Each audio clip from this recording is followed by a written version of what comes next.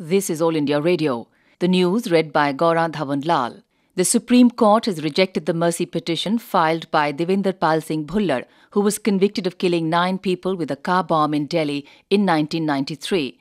The Apex Court order was passed by Justice J.S. Singhvi. The Apex Court decision is also crucial since it has now cleared that a delay in deciding the mercy petitions of death row prisoners cannot be a ground for commuting their punishment to life in prison.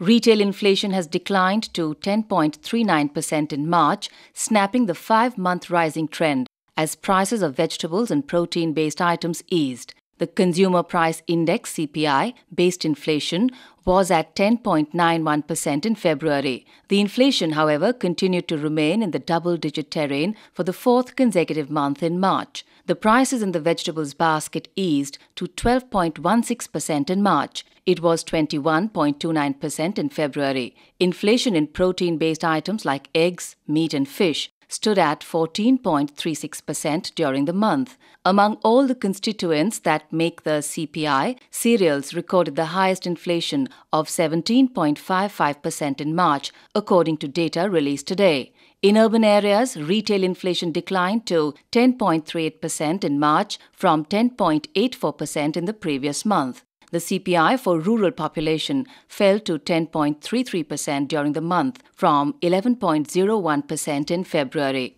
The industrial growth slipped to 0.6% in February this year. The decline is attributed mainly to a contraction in power generation and mining output and poor performance of the manufacturing sector.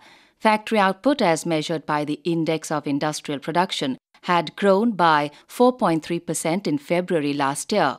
For the April to February period of 2012-2013 fiscal, the industrial production growth is at 0.9%, down from 3.5% in the same period of 2011-2012. The Prime Minister, Dr. Manmohan Singh, will leave for New Delhi today after completing a 3-day state visit to Germany. Before his departure from Berlin, Dr. Singh will call on the German President, Mr. Joachim Gauck, at Bellevue Palace, the office of the German President. The Prime Minister, accompanied by 5 senior cabinet colleagues, arrived in Berlin on April 10th to take part in the second intergovernmental consultations with Germany.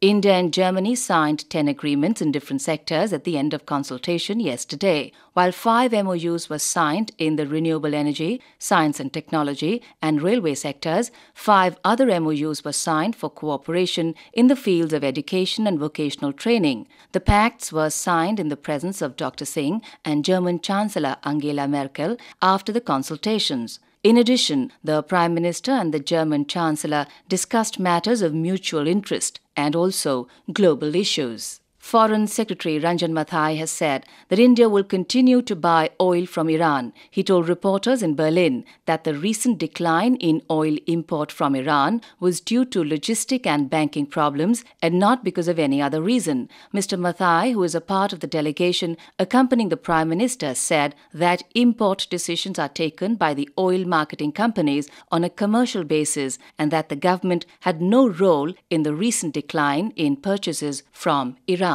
The Thane police has arrested 2 more persons in connection with the illegal building collapse case. Those arrested include suspended Assistant Municipal Commissioner of the Thane Municipal Corporation, Shyam Thorbole, and Hadisulla Chaudhry, a partner of the builders earlier arrested in the case. With these arrests, the number of those taken into custody for the incident has risen to 15. The suspended Assistant Municipal Commissioner, Shyam Thorbole, had also been taken into custody earlier on January 23rd by the Thane's ACB unit for allegedly accepting a bribe of 1 lakh rupees from a complainant at Diva. Following his arrest in the bribery case, he was suspended. Thorbole was later out on bail and was under the police scanner. And that is the end of this news bulletin.